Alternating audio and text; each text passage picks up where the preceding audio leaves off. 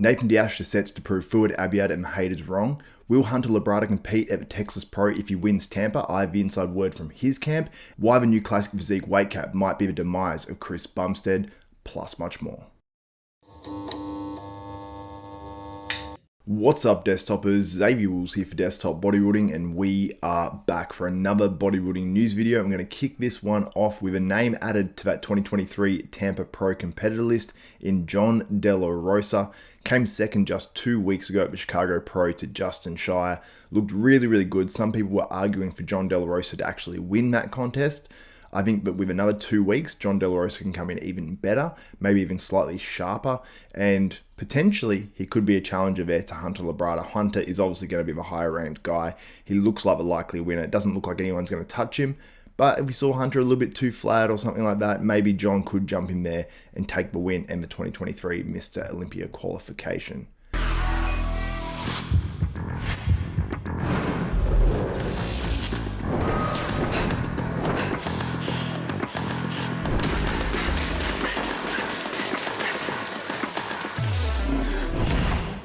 Now in our next story, it's a big one, the weight cap change of the Classic Physique division, not only in the pro rank, but also in the amateur. So Tyler Mannion put up a video courtesy of the NPC and IFBB Pro League, and here's what he had to say. Hi everyone, Tyler Mannion here, NPC and IFBB Pro League Vice President.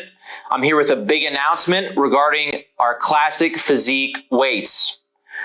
We're going to be upping our Classic Physique weights for the pros slightly, going into effect immediately at the upcoming pro shows this weekend. So this was a big surprise for me, the fact that these weight cap increases are immediate, the change. So guys that are really struggling to get down for contests this weekend and just beyond are going to be delighted to hear this. They're going to be able to come in bigger and fuller. Do I think this is fair? Maybe not, because some guys throughout their prep might have been absolutely killing themselves to get down to that weight cap. So I'm very surprised the IFB and the NPC have done it for this year. Maybe they saw the recent updates from Ramon Dino and saw how big and crazy he's looking, and the fact that they need to sort of increase it to maybe have a challenge at Mr. Olympia. And I'll get on to who this will advantage and potentially disadvantage as well later on in this one. We took a look and realized that one height grouping had a little bit of an advantage over other height groups. This height grouping is over 6'1" and up to and including 6'2". The weight jump from the previous weight goes up by 10 pounds. All the middle height classes and every other height class basically goes up by either 7 or 8 pounds. The lowest height divisions only go up by 5 pounds. Okay, so super interesting. You guys can see on the screen right now at the new weights for the IFBB Pro League in the Classic Physique. So I believe Chris Bumstead falls into the above 6'1" up to 6'2" weight category, height category. So I'm not 100% sure on that, but I think he does. So that only goes up 2 pounds compared to the divisions above him, 7 to 8 pounds, and the lower weight classes being 5 pounds. So this is pretty interesting. So if CBUM can only move up another 2 pounds, and then you got guys like Ramon Dino being able to move up, I don't know if it's 5 pounds, 6 pounds, 7 pounds, or 8 pounds, but that's a huge difference. That means a guy like Ramon Dino could potentially catch up another 6 pounds to Chris Bumstead, which is huge. So what we decided to do was we're giving the 2 pounds to the over 6'1" up to including 6'2", so they also get a little bit of a weight increase. The lowest height classes will be getting 7 additional pounds. This will include the 2 pound jump that the over 6'1" and up to including 6'2" got, and the 5 pounds to make up the difference from the 5 pound weight jumps they got compared to the 10 pound weight jump. This information is posted on ifbbpro.com and npcnewsonline.com. Of course, the next question will be, will the amateur and NPC worldwide weights go up? The answer is yes. They will all be 10 pounds less than these new pro weights. Those will be the new amateur weights for Classic. So it's a clear 10 pounds across every division less in the amateur compared to the pros. Now, this disadvantages the much shorter guys, because 10 pounds comparatively, if you're 5'6" or 5'4" even, compared to if you're 6'5", is a massive difference. So it does disadvantage those shorter guys in the amateur ranks, especially if you're an open guy right now in the amateur ranks, but you're perfect weight to be a Classic Physique Pro. You've really got to diet away 10 pounds of muscle or 9 pounds or 8 pounds of muscle to try to turn pro and then move into the pro category. I think it should be something a bit more like 5, 6, 7, because we do want to see a progression from amateur to pro. But I think 10 pounds is maybe a little bit too much, but I don't think it's too bad. I think there has to be a weight difference between amateur and pro.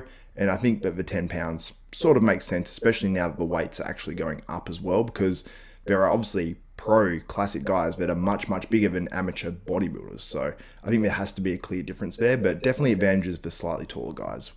This information will also be found on epicnewsonline.com.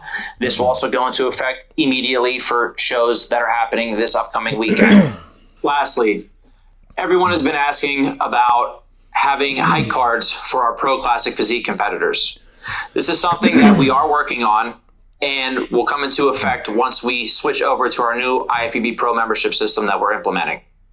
Now, there's 3 different things we have to think about also when it comes to giving someone a permanent height.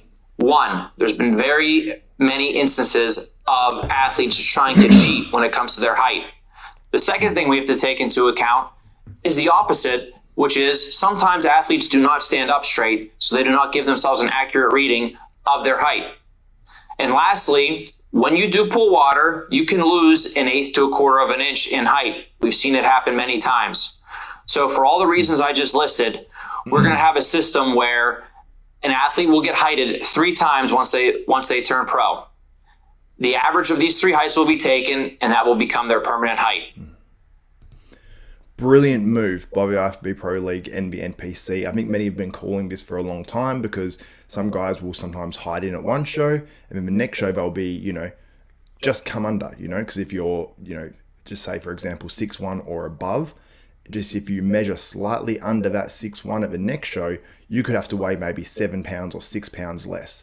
So I love that they're doing this rolling average. So it's like you get hided in 3, I don't know if it's 3 shows or 3 different events or whatever they sort of do it in. I guess in each district in America, they'll probably say, okay, here's the 3 dates, come in, heighten yourself in, and then whatever the average is, that is your height, and that is going to be your height, hopefully throughout your career, or at least for 5 years or something like that. Brilliant move by the IFBB Pro League. Shout out to Tyler Mannion, the IFBB Pro League and the NPC for being so transparent and putting this out in this way, where you've got someone from the IFBB Pro League speaking to the fans, the competitors, and everyone out there. So we get this news straight from the horse's mouth. It's not just an article published online and then that's how it is. I love that they are actually doing this. Very, very smart. But one thing I will say though is we've seen guys moving from classic to open. We've seen Horse MD make that move, and where he was going to compete in classic, but he was a little bit too heavy. I'm assuming he's not going to go back down now. We've got Brian Ansley moving from classic physique to the 212 now, because the weight was a little bit limiting, and he's going to make that step up. And I like seeing this step up from classic guys. I think we're going to see less of it now. Ramon Dino is one guy that I suggested maybe he's too big right now for classic, and maybe he'll be moving into open, which I was excited to potentially see in the future. I really wanted to see it, but we're not going to see that probably now. Maybe not at all. We may never see it. And I think the classic weight was actually pretty good in my opinion, and it was at least somewhat achievable by some amateurs to get to that, and that can be a certain goal for them. Now it puts it out of reach for more guys to actually want to reach that. So I think in some ways it sort of shoots themselves in the foot a little bit in terms of amateur contests and guys having that ambition to be a pro or to be a top pro, because that weight cap is now 7-8 pounds bigger across many of the classes, which, some guys are saying maybe I can get to that classic physique weight cap at some stage, and now if it's another 7 or 8 pounds or 5 pounds in the lower divisions, it looks a little bit more unattainable. And classic, you don't want pro divisions to be completely attainable and realistic and things like that, because we want to see them be the best of the best and really elite. But at least for the guys that are budding classic physique stars, it makes it a little bit harder, and I suppose harder to get to that level. But I don't mind it. It's not the worst thing in the world. We're going to see better physiques on stage, which I'm excited about as well. And maybe this will take classic into the new era, and we'll see classic as even a more premium division. And with how open bodybuilding is looking right now, could classic physique overtake it at some point? It's looking more and more realistic with these competitors lists that we're seeing from the open bodybuilding classes. Now I want to discuss who this potentially advantages and who it potentially disadvantages. So I've got a little list here. Who does this help in the Olympia in terms of maybe challenging CBUM? It helps Terrence Ruffin, who presumably will be able to be 5 pounds bigger, and he was hitting his weight cap before, so 5 pounds doesn't sound like a lot. It's actually a huge amount and will make a huge difference on a shorter physique like Terrence Ruffin. It's more like a 8-9 pounds on a guy that's 6 foot tall.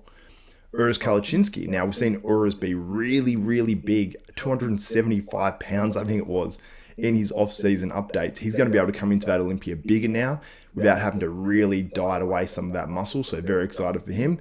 And also Ramon Dino, who I featured recently, who is looking enormous in his off-season updates. Well, off-season, starter prep, whatever you want to call it, 14, 15 week out updates, where he looks like he's going to be way too big for that classic physique class.